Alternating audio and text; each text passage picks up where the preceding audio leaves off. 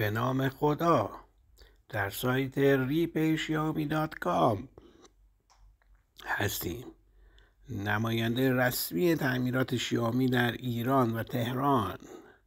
شماره نمایندگی گوشی شیائومی در تهران و در علایالدین رو میتونید در این سایت ملاحظه بکنید.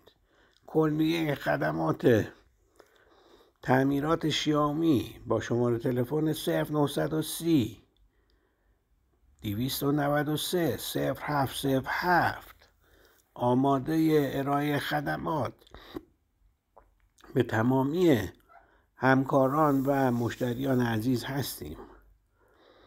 ما 2 دفتر داریم که شما میتونید مراجعه کنید. یکی در خیابان جمهوری پاساژ علایالدین طبقه اول پلاک 113 و دفترمون جنب همون علایالدین 1 به عنوان علایالدین 3 پاساژ علایالدین 3 طبقه 3 پلاک 27. خدمات تعمیر گوشی شیائومی رو به همه هموطنان ارائه میدیم.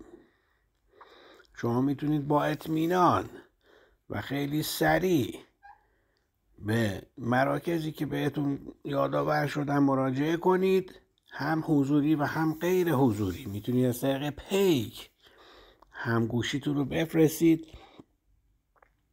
و پس از تعمیر ما براتون با پیک ارسال میکنیم در تهران. در شهرستان ها هم میتونید از طریق پست این خدمات رو دریافت کنید.